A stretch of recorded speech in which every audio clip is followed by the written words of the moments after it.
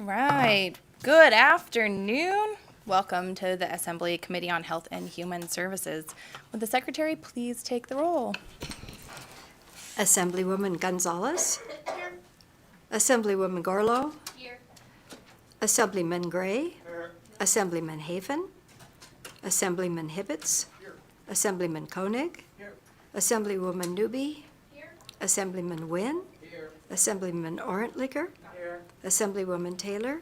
Present. Assemblywoman Thomas. Here. Chair Peters. And I am here. Thank you. Everyone is present.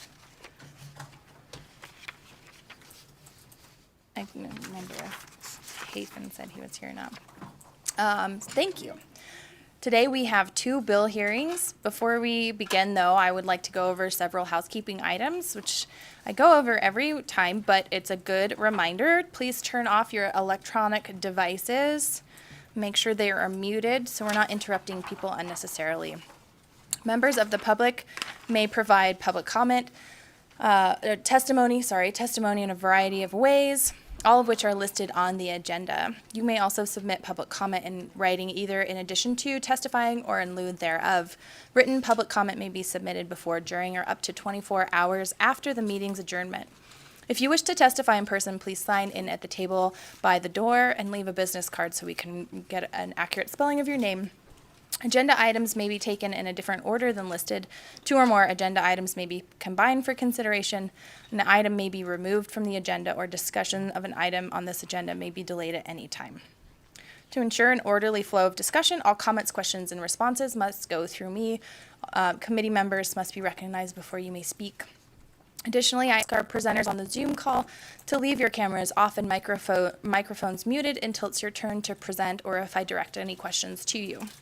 When you testify in person, please remember to turn on the microphones. There's a little mic button to speak and off to listen, because we have others who are listening and it can cause a nasty reverb if we have those on for too long. And with that, we'll go ahead and move on to our agenda. We have 2 bill hearings this afternoon. I've allocated equal time to for testimony in support, opposition, and neutral after the bill presentation. To be specific, each person providing testimony is allowed a maximum of 2 minutes.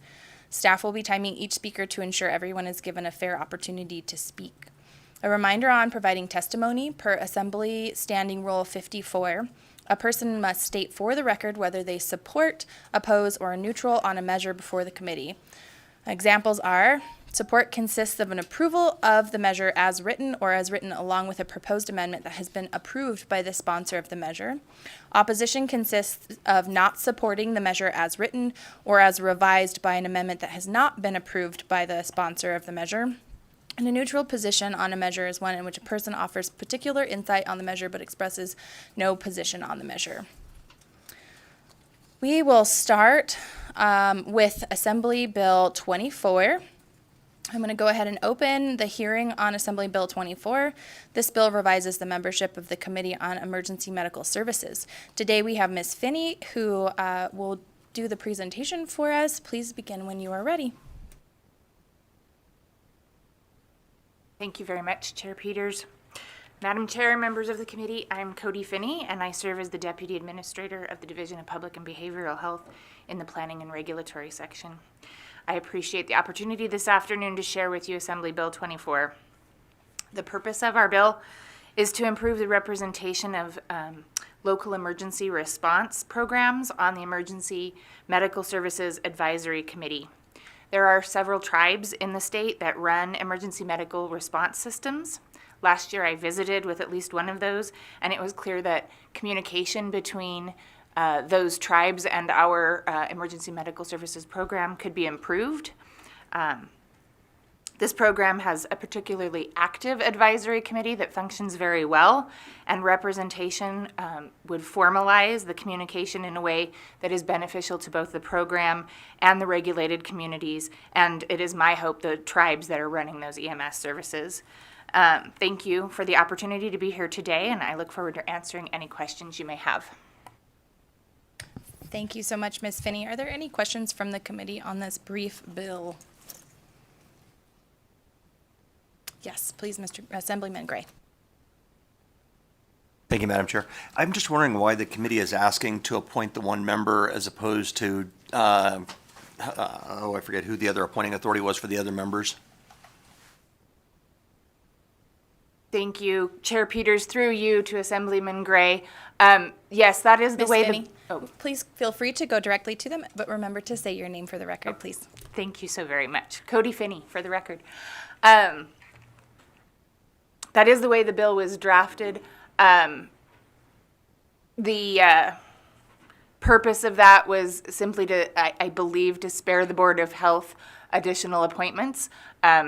We have received some feedback on that particular aspect of the bill, that perhaps all members should be appointed by the Board of Health, and we certainly don't have any concerns about that. Thank you for that clarification.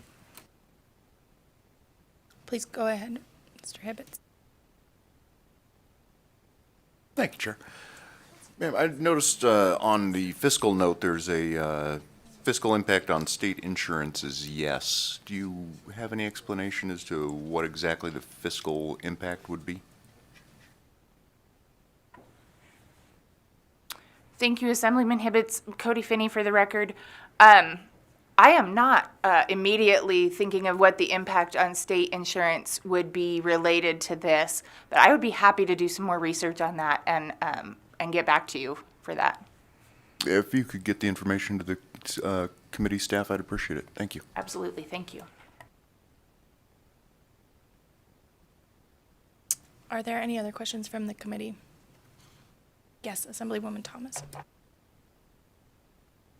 Thank you, Madam Chair, and thank you for the presentation. I do appreciate this. I was wondering, the one member appointed by the committee, would that be one of the tribal members? Cody Finney, for the record, yes, thank you. That was drafted as the one member that would be the tribal representative. Thank you. Thank you, Madam Chair. Thank you. I have notes and I'm trying to get to them because I have a couple of questions as well. But first I'd like to start with, we did receive an amendment from Mr. Chris McCann, and I'm wondering if you can confirm whether that is a friendly amendment or not. Thank you, Cody Finney, for the record. We did also receive information about that amendment. And I would like to say, if I might, for the record, we understand the intent of the amendment to be to add both a tribal member and a third services member that is defined in their letter. And we do perceive that as a friendly amendment as long as that is the intent, to keep both of those new members. The language they provided does say 11 members as opposed to 9, so that is our understanding. Happy to work with the Mr. McCann to make sure that we've all got that clear. Thank you so much for that, and I look forward to hearing how that working together goes. I have, let's see. Have Assemblyman Nguyen, please go ahead. Thank you, Madam Chair. As we are getting in the growth of our population that is very diverse now in Nevada, we're one of the, I think, most diverse, I think, third in the country. In terms of the makeup of this group right now, are there considerations for folks coming from background with bilingual knowledge, so that in terms of addressing needs in terms of the emergency response, does that currently exist? And if not, were there any thoughts of having this as something that we can consider in the future? Cody Finney, for the record, thank you. Assemblyman Nguyen. When you say this group, may I clarify, you mean the advisory committee itself? I am not recollecting a specific focus on bilingualism in that group currently, but again, I would need to look at that. Certainly in general, that is something that the department and the division are always looking to improve on and make sure that we represent. Thank you for the answer. Thank you, Chair. Thank you for the question, Assemblywoman Taylor. Thank you, Chair. And thank you for the presentation. I also have a question just regarding the amendment, just to make sure that I follow. So the recommendation on the amendment is to add someone who's employed by or serves as a volunteer, right, in third service, and you said you're happy to work with them and so on. My question was, who would appoint, is that going to be, would that member be a voting member or ex officio? And if a voting member, do you know where that appointment would fall? Cody Finney for the record. Thank you, Assemblywoman Taylor. It's an excellent opportunity for me to clarify. The feedback I mentioned earlier about having all of the members appointed by the Board of Health is included in that amendment. And so that does seem like a clear clarification from where I'm sitting today, or a clear and friendly amendment from where I'm sitting today. We have had some communication, so the amendment would, in addition to having all of the members appointed by the Board of Health, would add the volunteer member from third services that is defined in their letter, and the tribal member. The language that they provided appears to strike the tribal language, and our communication so far indicates that that may be an error. That's what I want to make sure that we keep. Okay. Thank you for the clarification. Thank you, Chair. Thank you for confirming that. I was concerned about that as well. We have Mr. Eric Robbins, who has offered to comment on Assemblyman Hibbett's previous question. Please go ahead. Eric Robbins, LCB Legal, for the record. So there was a question about the fiscal effect on the state, and the reason we marked it as fiscal effect on the having a fiscal effect on the state is because NRS 450B152 sets forth some of the procedure for this committee, and that statute says that although the members of the committee serve without compensation, that they get the per diem, the standard per diem allowance and travel expenses when they're doing tasks in accordance with the business of the committee. And so basically, if you add another member, then you will increase that per diem. So that's why we marked it as having a fiscal effect. I'm seeing two fiscal notes here from the director of DHHS and the Division of Public and Behavioral Health, both noting no fiscal effect. So that it may be that there wouldn't be one, but that's why we marked it that way. Thank you for the clarification. I appreciate that. When you get into the fiscal side, things work in a little bit of a different way. It's not the same. It's not as straightforward as the policy side. I had some questions related to compensation for the committee members. It's unclear in the language that were provided in this brief revision to that section whether committee members receive compensation, whether it's per diem or a daily for the meeting periods at least.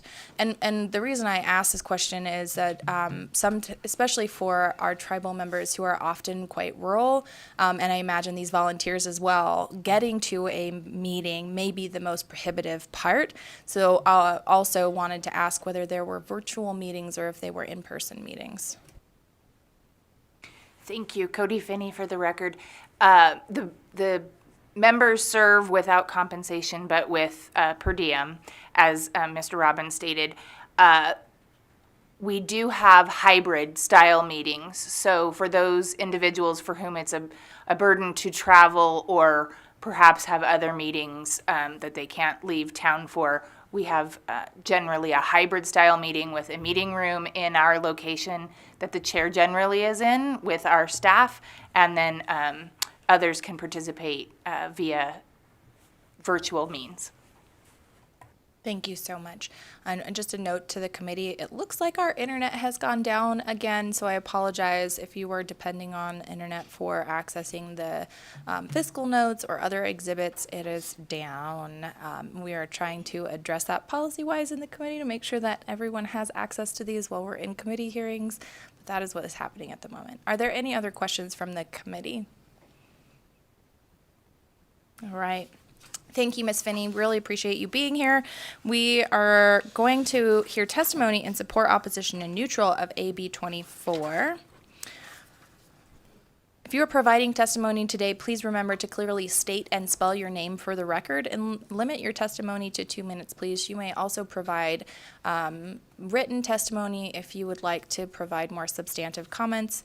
Again, those can be handed to our committee staff, or you can email those, snail mail those, or even fax those.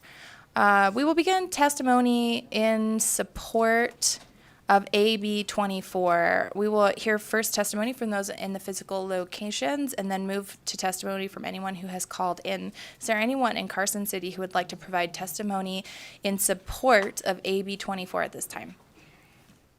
Thank you. Please remember, state your name, spell it for the record. You may begin when you're ready.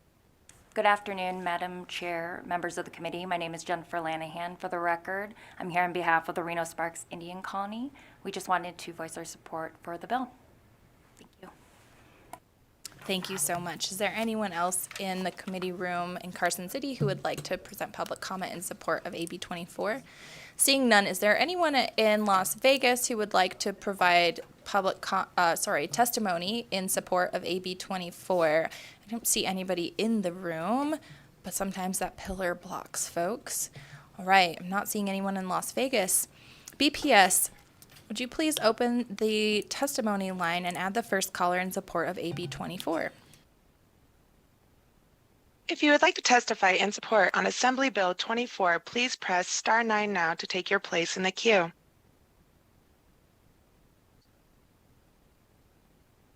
Callers, if you would like to testify in support of Assembly Bill 24, please press star 9 now to take your place in the queue.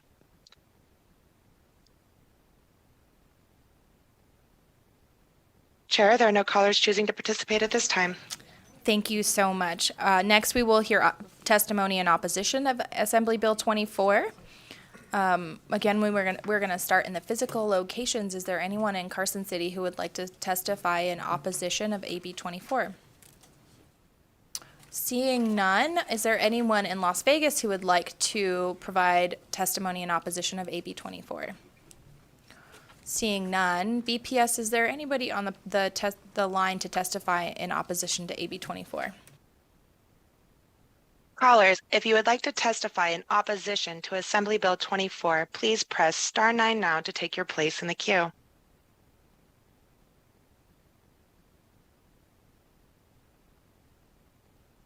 Chair, there are no callers choosing to participate at this time.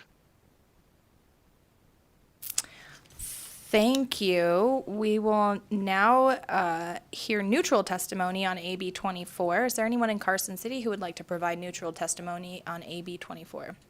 Seeing none, is there anyone in Las Vegas who would like to provide neutral testimony on Assembly Bill 24? Seeing none. BPS, is there anybody on the line to provide neutral testimony on Assembly Bill 24? Callers, if you would like to testify in neutral for Assembly Bill 24, please press star 9 now to take your place in the queue.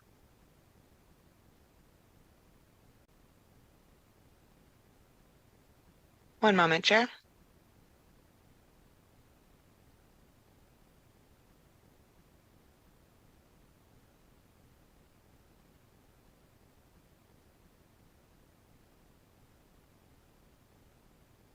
Caller, you're unmuted and may begin.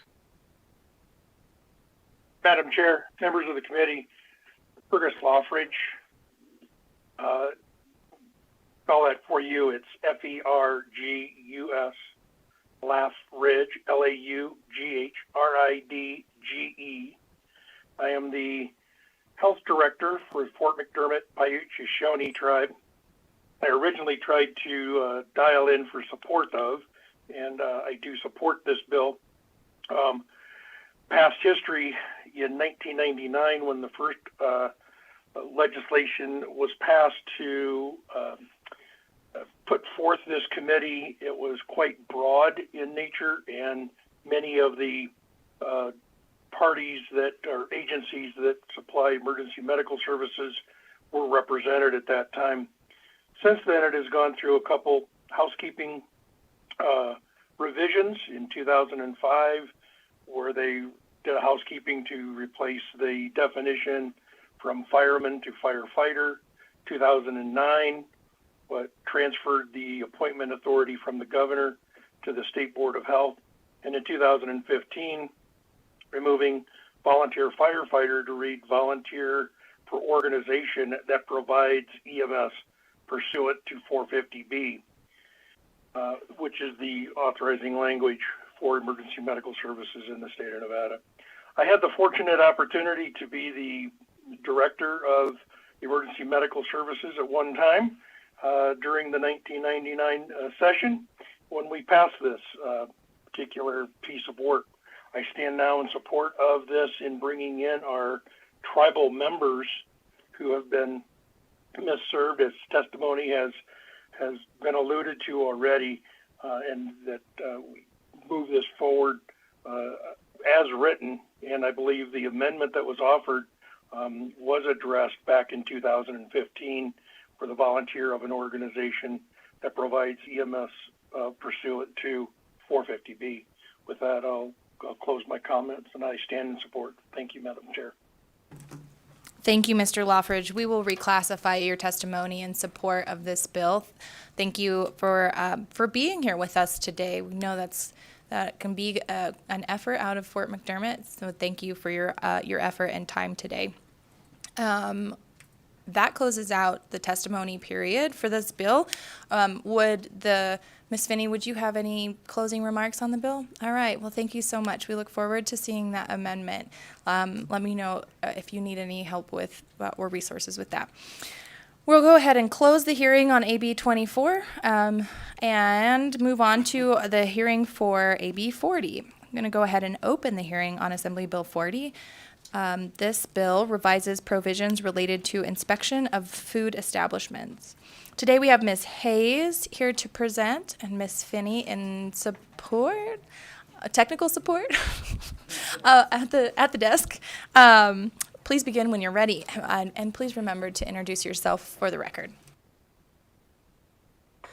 Madam Chair and members of the committee, for the record, I am Teresa Hayes, and I serve as the Environmental Health Program Manager for the Nevada Division of Public and Behavioral Health, the agency charged with implementing changes to NRS 446. With me today is Cody Finney, who serves as the DPH Deputy Administrator of Regulatory and Planning Section. Today, I would like to provide you with a short description of AB 40 relating to food establishments, requiring an applicant for a permit to operate a food establishment to provide an electronic email address for purposes of communicating certain notices, and allows us to provide our notices in electronic format rather than a hard copy. Our purpose is to be responsive to business. Paper-based inspections may result in delays in getting inspection information to the operator, who can promptly make any necessary changes. Paper forms may be lost or damaged, leading to delays in the resolution of observed hazards. Also, corporate headquarters may be located in another state or country. EHS has had multiple requests from industry leaders to institute this change. Digital inspection reports allow field inspectors to upload their inspection report so that the operator gets the findings the same day the inspection took place. More immediate inspection results result in faster identification and attention to the deficiencies, which improve response times. In addition, an electronic submission provides a digital trail that proves that the owners and managers were notified of existing problems. The Division of Public and Behavioral Health has submitted an amendment to correct 2 areas that were missed during our review process. In Section 1, we propose including an email address on the application, but not requiring it in case an operator does not have an email address. In Section 3, we'd like to clarify that the notices to revoke or suspend a permit will not be considered served to the permittee if the notice is sent via email. Thank you for the opportunity to be here today, and I look forward to answering any questions you may have.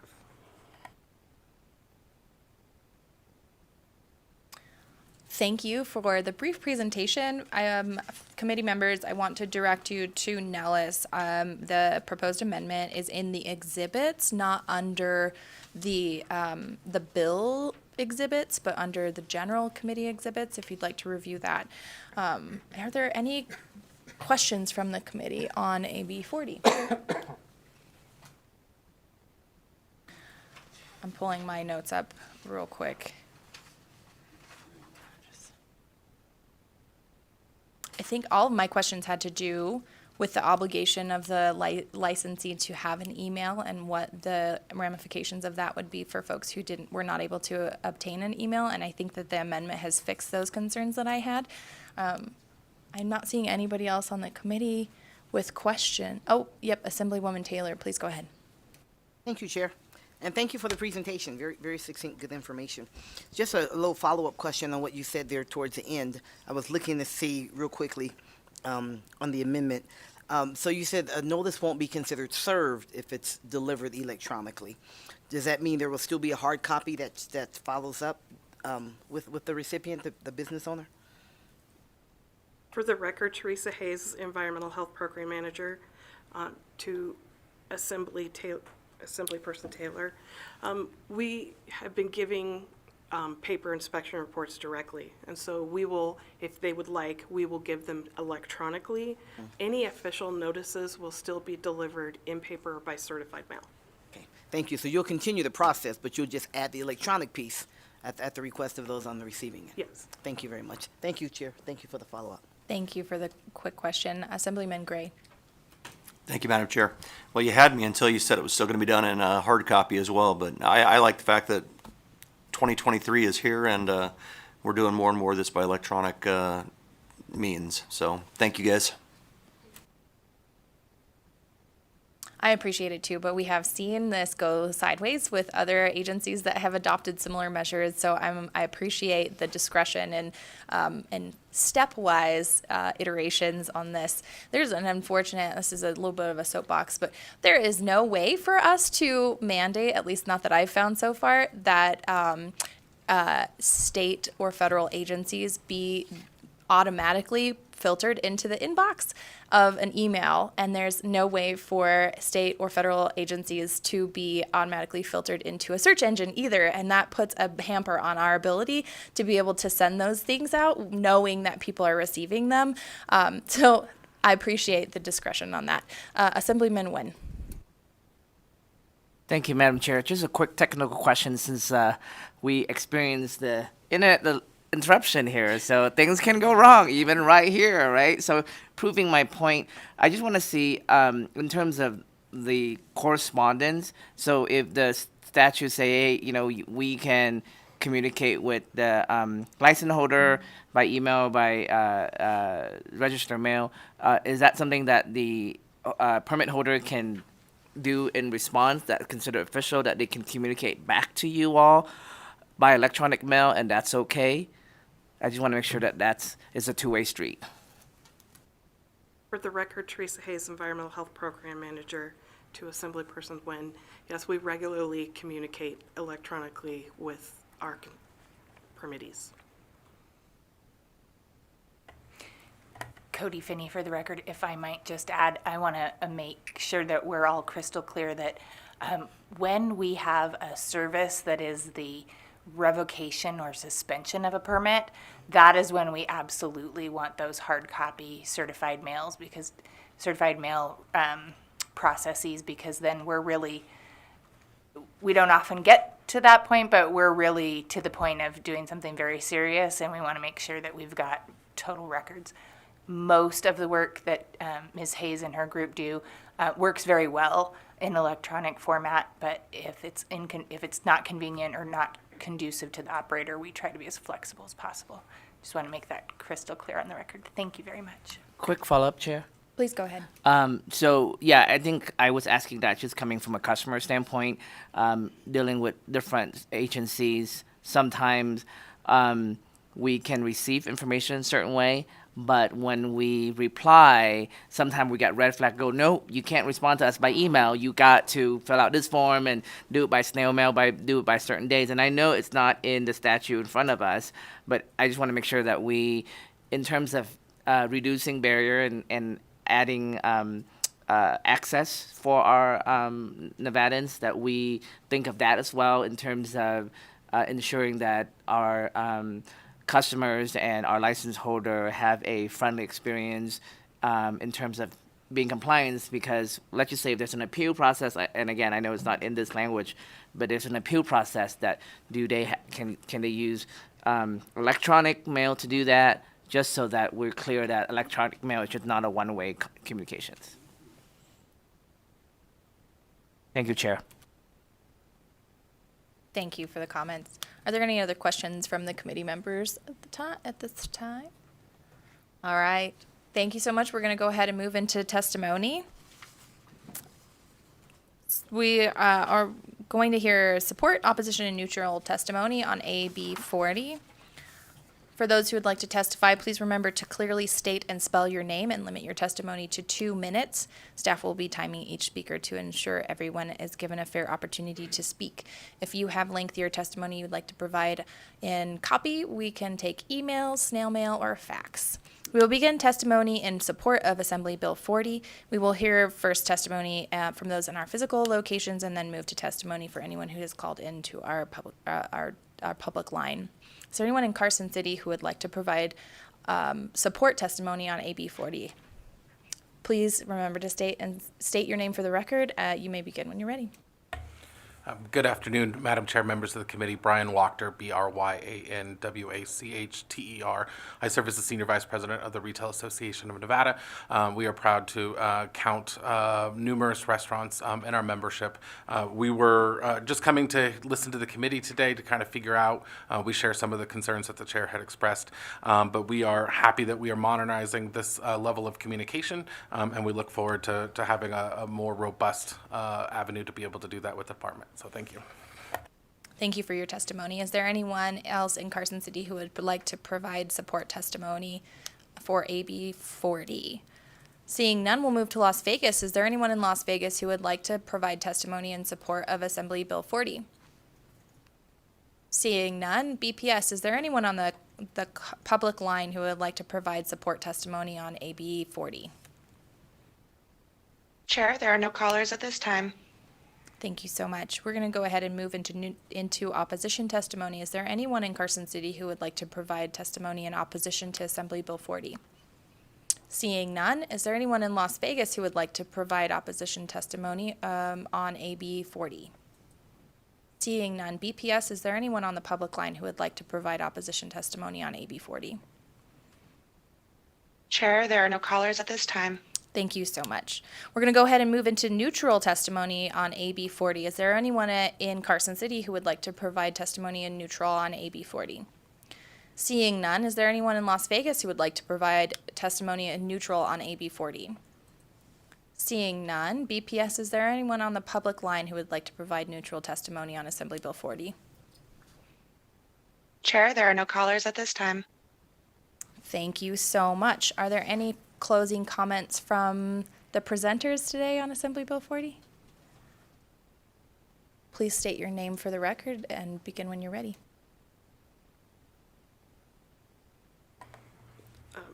Again, my name is Teresa Hayes. I'm the Environmental Health Program Manager.